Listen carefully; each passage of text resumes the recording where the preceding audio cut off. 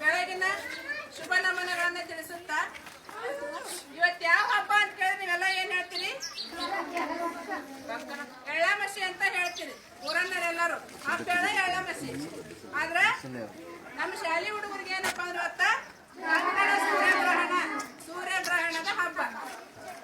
ಹಂಗ ನೀವೆಲ್ಲರೂ ಬಹುತೇಕ ಮಂದಿ ನೋಡ್ದೆ ಅರ್ಧಕ್ಕರ್ಧ ಜನ ಜಾಗೃತರಾಗಿ ಆಲ್ರೆಡಿ ಜಾಗೃತರಾಗ್ಬಿಟ್ಟಾರ. ಗ್ರಹಣ ಅಂದ್ರ ದೋಷ ಇಲ್ಲ ಅಂತ ತಿಳ್ಕೊಂಡವ್ರು ಹೊರಗೆ ಬಂದಾರ. ಗ್ರಹಣ ಅಂದ್ರ ಬಹಳ ದೋಷ ಐತನೋ ಇನ್ನು ಒಳಗೆ ಕುಂತಾರ. ನಾವು ಕದ ಬಡ್ಬಿಟ್ಟು ಬಂದೆ ಹೊರಗೆ ಬಂದೈತಿ. ಹಂಗ ಗ್ರಹಣ ಅಂದ್ರ ಯಾವುದೇ ದೋಷ ಇಲ್ಲ. ಹಂಗ ಗ್ರಹಣ ಅಂದ್ರೆ ಏನಪ್ಪಾ ಅಂದ್ರ ಸೂರ್ಯ, ಭೂಮಿ ಮತ್ತೆ ಚಂದ್ರ ಮೂರು ಒಂದೇ ಸರಳ ರೇಖೆಯಲ್ಲಿ ಬಂದಾಗ ಗ್ರಹಣಗಳು ಸಂಭವಿಸ್ತಾವ. ಸೂರ್ಯನ ಸುತ್ತ ಏನಾಗತ್ತಪ್ಪ ಅಂದ್ರೆ ಭೂಮಿ ಸುತ್ತತೈತಿ, ಭೂಮಿಯ ಸುತ್ತ ಏನಾಗತ್ತಿ ಚಂದ್ರ ಸುತ್ತಾ ಇರ್ತಾನ. ಆ ಸುತ್ತು ಹೊತ್ನ್ಯಾಗ ಏನಪ್ಪ ಅಂದ್ರ ಅವು ಮೂರ ಒಂದು ಲೈನ್ ಬಂದು ಅಂದ್ರ ನಮಗೇನಾಗತ್ತಲ್ಲಿ ಸೂರ್ಯಗ್ರಹಣ ಆಗಲಿ ಸಂಭವಿಸ್ತಾವ. ಹಂಗ ಸೂರ್ಯಗ್ರಹಣ ಹೆಂಗ್ ಉಂಟಾಗತ್ತಪ್ಪ ಅಂದ್ರ ಅವೆರಡು ನಡುವ ಚಂದ್ರ ಬಂದಪ್ಪ ಅಂದ್ರ ಸೂರ್ಯ ಮತ್ತು ಭೂಮಿಯ ಮಧ್ಯೆ ಚಂದ್ರ ಬಂದಂದ್ರೆ ನಮ್ಗೆ ಏನಾಗತ್ತಲ್ಲಿ ಸೂರ್ಯಗ್ರಹಣ ಉಂಟಾಗತ್ತೆ. ಇವತ್ತ ಆಗಿರೋದು ಕೂಡ ಅದೇ ಸೂರ್ಯಗ್ರಹಣ. ಹಂಗಾರೆ ಕಂಕಣ ಸೂರ್ಯಗ್ರಹಣ ಅಂತ ಯಾಕೆ ಅಂತಾರಂದ್ರ ನಮ್ಮ ಕರ್ನಾಟಕ ರಾಜ್ಯದಲ್ಲಿ ಮಂಗಳೂರಂತಹ ಪ್ರದೇಶಗಳಲ್ಲಿ ಸೂರ್ಯನ ಪೂರ್ತಿ ಮಧ್ಯದ ಭಾಗ ಮುಚ್ಚಿ ಹೋಗುತ್ತೆ. ಸುತ್ತಾಲ್ಕ ನಮಗೆ ಏನ್ ಕಾಣ್ತಂದ್ರೆ ಸೋಲಾರ್ ಫಿಲ್ಟರ್ ಹಾಕೊಂಡು ನೋಡಿದಾಗ ಬಳಿ ಕಣ್ಣಂಗ್ ಕಾಣ್ತದೆ. ಬಳೆಯ ಶೇಪ್ನೊಳಗೆ ಅಷ್ಟೇ ನಮ್ಮ ಸೂರ್ಯ ಕಾಣ್ತಾನ. ಆದ್ದರಿಂದ ನಾವ್ ಇದಕ್ಕೆ ಏನಂತೀವಿ ಕಂಕಣ ಸೂರ್ಯಗ್ರಹಣ. ಹಂಗಾರೆ ಗ್ರಹಣವನ್ನ ನೋಡೋದ್ರಿಂದ ಅಪಾಯ ಐತಿ ಅಂತ ಅಂತಾರ. ಹೌದು, ಅಪಾಯ ಐತಿ. ಯಾವಾಗ ಅಪಾಯ ಐತಿ ಅಂದ್ರ ನೀವು ಗ್ರಹಣವನ್ನ ಬರಿಗಣ್ಣಿನಿಂದ ನೋಡಿದಾಗ. ಆದ್ದರಿಂದ ನಾವೇನ್ ಮಾಡಿವಪ್ಪ ಅಂದ್ರ ನಮ್ಮ ಜ್ಞಾನ ವಿಜ್ಞಾನ ಸಮಿತಿಯಿಂದ ಸೋಲಾರ್ ಫಿಲ್ಟರ್ ಗಳನ್ನ ತೋರಿಸ್ತೀವಿ. ಆ ಕನ್ನಡಕವನ್ನ ನೀವು ಹಾಕೊಂಡು ನೋಡಿದಾಗ ನಿಮ್ಮ ಕಣ್ಣಿಗೆ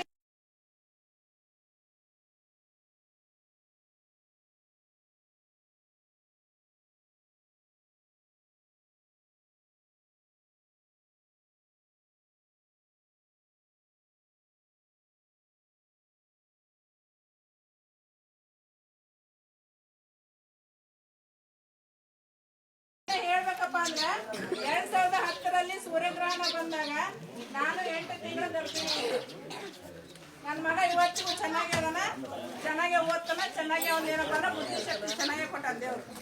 ನಾವೇನಪ್ಪ ಅಂದ್ರೆ ಹುಡುಗರು ಅಂಗವಿಕಲರಾಗಿ ಹುಟ್ಟೋದು ಅಥವಾ ಸ್ವಲ್ಪ ಬುದ್ಧಿಶಕ್ತಿ ಕಡಿಮೆ ಹುಟ್ಟೋದು ಅದೆಲ್ಲ ಏನಪ್ಪಾ ಅಂದ್ರೆ ತಂದೆ ತಾಯಿಯಿಂದ ಬಂದಂತದ್ದು ಇರ್ಬೋದು ಅಥವಾ ಅಜ್ಜ ಅಮ್ಮಿಂದ ಬಂದಂತ ವಂಶವಾಹಿನಿಗಳ ಮೇಲೆ ಹೋಗುತ್ತೆ. ಆದ್ರೆ ಗ್ರಹಣಕ್ಕೂ ನಾವು ಗರ್ಭಿಣಿಯವ್ರನ್ನ ಕೂಡಾಕೋದಕ್ಕೂ ಯಾವ್ದು ಸಂಬಂಧ ಇಲ್ಲ.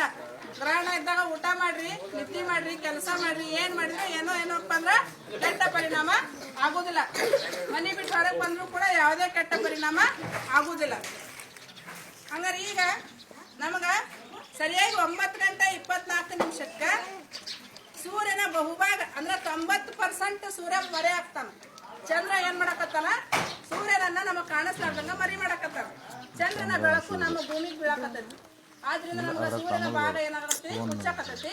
9:24 9:26 ಸರಿ ಸುಮಾರು 2.5 ನಿಮಿಷ ಏನಪ್ಪಾ ಅಂದ್ರೆ ನಿಮಗ 90% ಸೂರ್ಯ ಏನಾಗ್ತಾನ ಮರಿ ಆಗ್ತಾನ. ದಯವಿಟ್ಟು ಆ ಟೈಮಿಗೆ ಬಂದು ನಮ್ಮ ಸ್ಕೂಲ್ ಗ್ರೌಂಡ್ ಒಳಗ ಎಲ್ಲರೂ ಗ್ರಹಣವನ್ನ ವೀಕ್ಷಣೆ ಮಾಡಬೇಕಾಗಿ ವಿನಂತಿ. ಇಷ್ಟು ಕೇಳ್ಕೊಂಡು ದಯವಿಟ್ಟು ಸ್ವಲ್ಪ ಮೂಢನಂಬಿಕೆಯನ್ನ ಕಡಿಮೆ ಮಾಡ್ಕೊರಿ.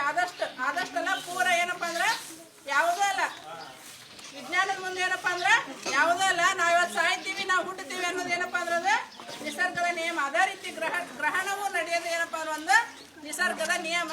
ಆದ್ರಿಂದ ಎಲ್ಲರೂ ಸ್ಕೂಲ್ ಗ್ರೌಂಡಿಗೆ ಬಂದು ಮತ್ತೊಮ್ಮೆ ಗ್ರಹಣವನ್ನ ವೀಕ್ಷಿಸ್ಬೇಕಂತೇಳಿ ತಮ್ಮಲ್ಲಿ ಕೇಳ್ಕೊಂಡು ನಮ್ಮ ಜಾಥಾವನ್ನು ನಾವು ಮುಂದುವರಿಸ್ತೀವಿ.